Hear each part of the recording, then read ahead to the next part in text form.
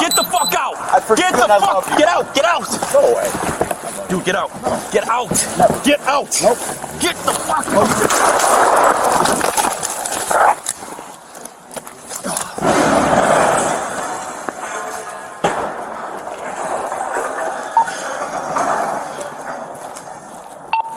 7415 Buffalo. Shots fired.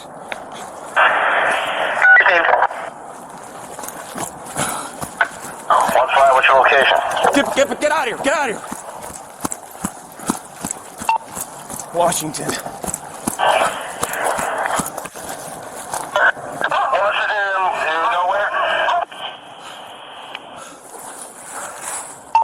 Washington and Eagle. Shots fired. Send an ambulance.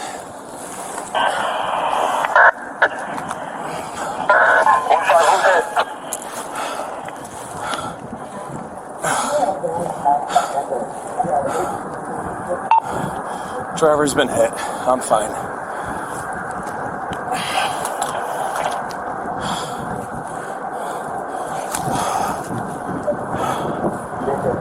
Headquarters 745, you copy?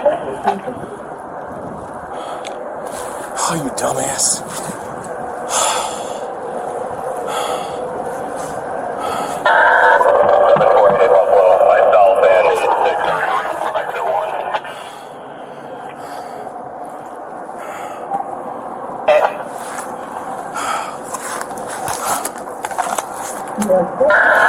What's your location? They're going to be on Washington and Eagle.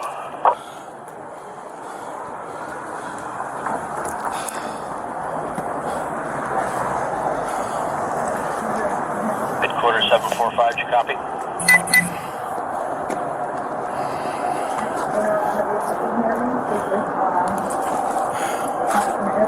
Yeah. No. 745 Buffalo. There are cases that make you stop everything you're doing and just stare at the screen. This is one of them. A man fleeing at over 100 miles per hour. A state trooper who breaks every rule about de-escalation. A weapon drawn and pressed inches from a man's head. 2 shots fired. And then silence. What you're about to watch, and what I'm going to walk you through with the full weight of constitutional law behind me, is the officer-involved shooting death of James Huber in Buffalo, New York, on February 12, 2022. This case went to trial. A trooper was charged with first and second-degree manslaughter. And then a judge said 2 words that shook this country: not guilty. Before we get into it, I want to give a special shout-out to 2 incredible members of this community, and I'll be giving more shout-outs throughout this video. If you want yours in my next video, like, share, subscribe, and drop your name and location in the comments. Your support is what makes this kind of deep dive analysis possible. Now, I am not a practicing attorney, and nothing in this video is legal advice. What I offer is informed legal analysis grounded in published case law and constitutional doctrine. And today, that doctrine is going to be doing a lot of heavy lifting. Let's get into it. Before we talk about laws and precedents and use of force standards, I want to take a moment to talk about who James Huber actually was as a person. Because in these cases, it's easy to reduce a human being to a set of facts in a court file, and that's not what we do here. James Huber was 38 years old. He was from Northeast Pennsylvania, a small town on Lake Erie. By the accounts of people who knew him, he was someone who lived hard and loved hard. He had a daughter. He had people in his life who cared about him. He was, by every measure, a real human being with a real life. On the morning of February 12, 2022, James Huber was driving in the Buffalo, New York area. State troopers spotted him on Interstate 90, driving at speeds that topped 100 miles per hour. Now let's be clear about something right at the top: that driving behavior was dangerous. It was illegal. It created real risk for other people on that highway. I'm not going to pretend otherwise. What Huber was doing behind the wheel that morning was reckless, and no honest analysis of this case starts by ignoring that. But here's what the law also tells us: the danger of what a suspect does before an encounter with police does not automatically justify everything an officer does during that encounter. That distinction, between what happened before and what happened during, is the entire legal and moral heart of this case. Hold on to that. We'll come back to it over and over again. Let's walk through the sequence of events as documented by body camera footage and court records. New York State troopers initiated a pursuit of Huber on Interstate 90 near Buffalo. The chase reached speeds exceeding 100 miles per hour. That's approximately 161 kilometers per hour for our international viewers. Multiple units were involved. Now, under standard high-speed pursuit protocols, and I want to be very precise here, there comes a point in many departments' policies where a pursuit gets called off. The reasoning is straightforward. A 100 miles per hour chase through populated areas can kill innocent bystanders. The threat to the public from the pursuit itself can exceed the threat from allowing the suspect to temporarily escape. And that's exactly what happened here. The pursuing officers broke off the chase when Huber's vehicle exited the highway. They made a judgment call that the risk to the public was too great to continue. That decision was sound. That decision was professional. That decision was the right call. But then Trooper Anthony Nigro IV, a nearly 16-year veteran of the New York State Police, did something different. Nigro caught up to Huber independently on a street in downtown Buffalo. Rather than maintain surveillance or coordinate with other units, Nigro used his cruiser to physically block Huber's path. Let me be precise about what that means. This was not a traffic stop in the traditional sense. This was an active physical blockade, one vehicle used to stop another vehicle from moving. Under Tennessee v. Garner, decided by the Supreme Court in 1985, officers are prohibited from using deadly force to stop a fleeing suspect unless the officer has probable cause to believe that the suspect poses a significant threat of death or serious physical injury to the officer or others. At this moment, vehicle blocked, engine off, Huber sitting in a stopped car, what was the threat level? What was the imminent danger? That is the question that will hang over everything we're about to watch. The body camera footage released by the New York State Attorney General's office, released as part of a commitment to transparency by AG Letitia James, is the key piece of evidence here. And I've reviewed it carefully. Here is what the footage shows. Trooper Nigro approaches Huber's vehicle with his service weapon already drawn. He's holding the gun in front of him as he closes the distance to the car. He's not approaching cautiously. He's not using cover. His weapon is out and pointed forward. Nigro orders Huber to get out of the vehicle. He's yelling. He's cursing. The gun is now literally inches from Huber's head through the car window. Huber does not comply. He turns away from the trooper and says, and these words matter, "Go away." Then, "Never." Then, "Nope," as Nigro continues to shout at him. Now let me pause here because this moment is extraordinarily important from a legal standpoint. Huber is not attacking Nigro. Huber is not reaching for a weapon. Huber is sitting in his car, turned away, telling an officer with a gun pointed at his head to leave him alone. Is that foolish? Probably. Is that dangerous? It was certainly heading in a dangerous direction. But under Graham v. Connor, the 1989 Supreme Court case that established the objective reasonableness standard for use of force, we have to ask, what would a reasonable officer do in this situation? 3 factors matter under Graham: the severity of the crime at issue, whether the suspect poses an immediate threat, and whether the suspect is actively resisting arrest or attempting to evade arrest by flight. On Factor 1, the crime was speeding and fleeing. A serious traffic offense. Not a violent felony. Not an armed robbery. Not a murder. Speeding. On Factor 2, at the moment of the shooting, was there an immediate threat? This is where the case gets legally complex and where the jury instruction battle was fought. On Factor 3, Huber was not attempting to flee on foot. He was in a stopped vehicle. The footage then shows Huber's hand moving toward the car's gear shifter, apparently reaching as if to put the vehicle in gear. Nigro grabs Huber's sweatshirt. And then, as the car begins to reverse, Nigro fires 2 shots and falls to the ground. The car moves in reverse out of camera range, crashes on a parking ramp, and lands on its side. James Huber died of gunshot wounds at the scene. Nigro then radios in. His words: "Driver's been hit. I'm fine." Let me take a step back from the footage now and give you the full legal architecture that governs what we just watched.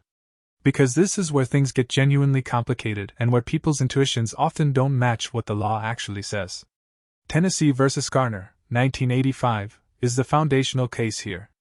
The Supreme Court held that the Fourth Amendment prohibits police from using deadly force against a fleeing suspect unless the officer has probable cause to believe the suspect poses a significant threat of death or serious physical injury to the officer or others.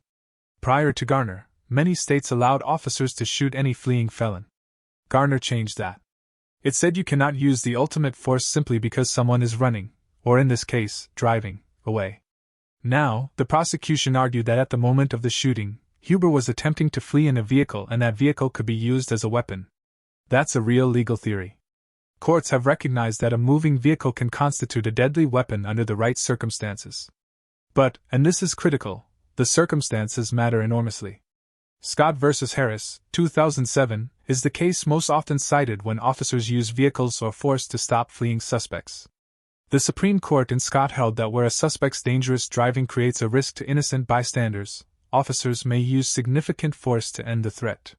But Scott involved an active high-speed pursuit in progress, not a situation where the pursuit had already ended and the suspect was sitting stationary. Yep. Just one? Yep. So you're okay? Yeah, I'll be good. Okay. 7415 Buffalo. 7415. You can have everybody slow down, it's okay. Driver's deceased. You need a tow truck and a supervisor, but slow all units down.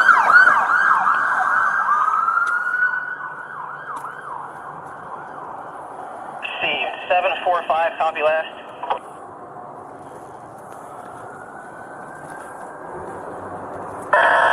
Seven, I'm out.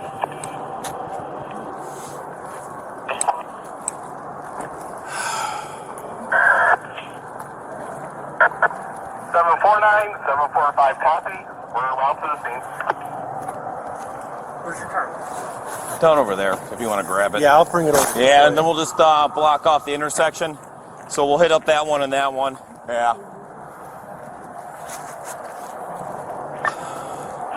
3715, where are you? Oh, we're behind you.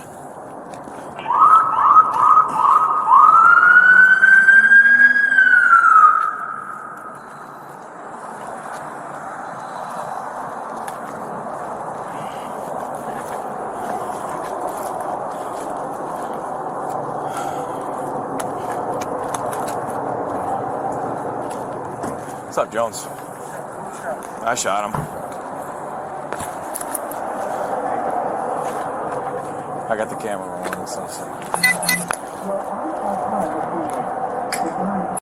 The car in this case was not in motion when Nigro drew his weapon and placed it inches from Huber's head.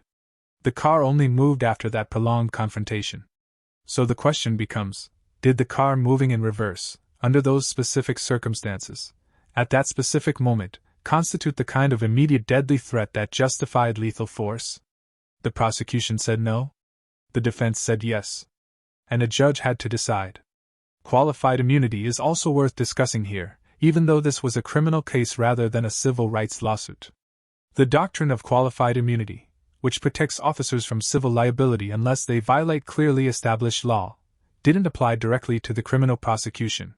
But it tells us something about the legal culture surrounding police use of force. The bar for criminal conviction is even higher, because a prosecutor must prove beyond a reasonable doubt that the officer's conduct was unjustified. That's a very high bar. And it's one reason these prosecutions are rare and convictions are rarer still. Trooper Anthony Nigro IV was charged in June 2023, more than a year after the shooting, with first-degree manslaughter and second-degree manslaughter. He pleaded not guilty at his arraignment in Buffalo and was released without bail. The charges in the death of James Huber were described at the time as a rare example of a criminal case being brought against a law enforcement officer for an on-duty shooting. That rarity itself tells a story about the legal landscape these cases exist within. Nigro was defended by his union, the New York State Troopers Police Benevolent Association. The PBA's president, Charles Murphy, was unequivocal. He said Huber's dangerous driving had threatened innocent motorists, and that Nigro's actions were, in his words, in accordance with his training and the law. The case went to a bench trial, meaning no jury, just a judge. That's a strategic choice defense attorneys sometimes make when they believe a judge will be more receptive to nuanced legal arguments about use of force than a lay jury might be. Judge James Bargnesi presided. The trial centered on that central question of immediacy. When Nigro fired those two shots, was James Huber's vehicle an active, immediate deadly threat? The defense presented the argument that a reasonable officer, seeing a suspect who had just led police on a 100 miles per hour chase grab for a gear shift with a weapon inches away, could reasonably believe they were about to be run over or dragged. The prosecution presented the argument that Nigro created the danger himself by approaching the vehicle with a drawn weapon and positioning his body in a location where he could be struck, rather than using distance and cover, as proper training would dictate. On March 13, 2024, roughly 2 years after Huber's death, Judge Bargnesi delivered the verdict, not guilty. The PBA called it a clear result. They said it was a victory not just for Nigro but for all law enforcement professionals who make split-second decisions in dangerous situations. Now I want to be very deliberate here. I am not a practicing attorney.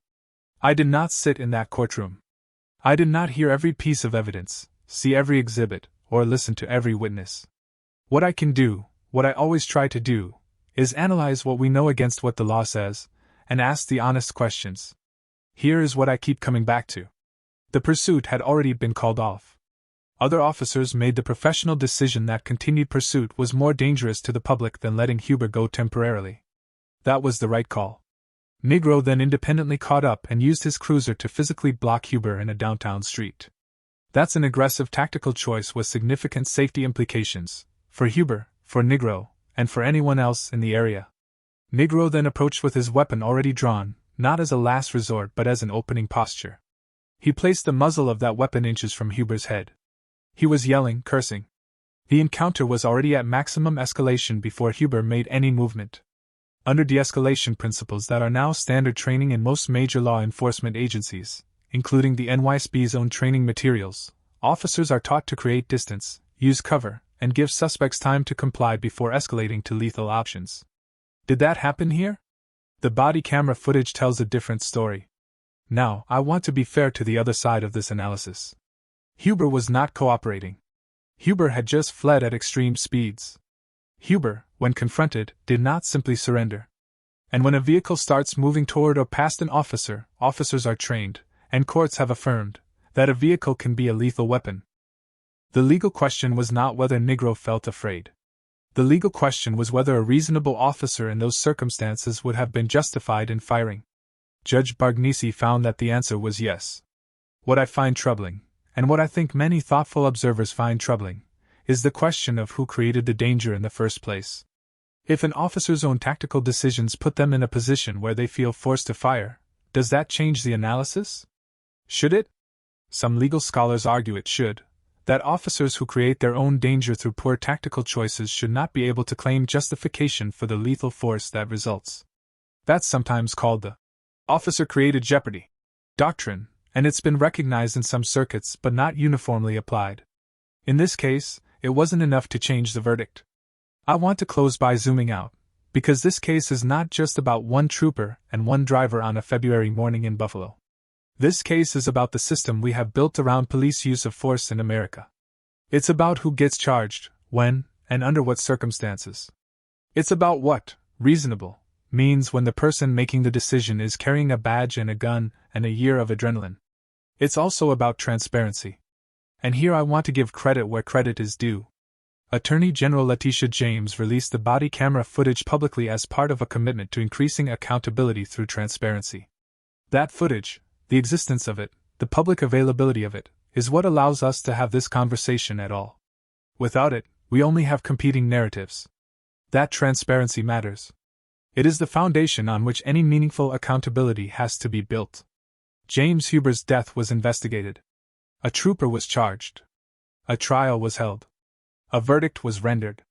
Those are the institutions working, even when the outcome is painful and contested. But the harder question, the one that doesn't get resolved in any single verdict, is what we are teaching officers, what we are rewarding, and what standards we are applying when we train the people we arm and send out into our communities. When a pursuit is called off and one officer reinitializes it alone, that is a training and supervision question. When an officer approaches a vehicle with a weapon already drawn as the first move rather than the last, that is a tactics and accountability question. When a man is dead, and the officer who fired goes home, and a court says that was legal, we are not done asking questions. We are only beginning. James Huber was 38 years old. He drove recklessly that morning. He made choices that put himself and others at risk. None of that is disputed. He also died with a gun pressed inches from his head, fired by a man who had positioned himself in harm's way and then used deadly force to escape the danger he helped create. A judge said that was legal. The law is not always the same as justice. And understanding the difference, knowing where those lines are and when they diverge, is why cases like this matter. I am not a practicing attorney. But I am someone who believes that an informed public is the best defense against a legal system that, left unchecked, can rationalize almost anything. If this kind of analysis adds something to your understanding of these issues, please subscribe, drop a comment with your name and where you're watching from, and share this video with someone who needs to see it. Until next time, stay informed. Know your rights. And never stop asking questions.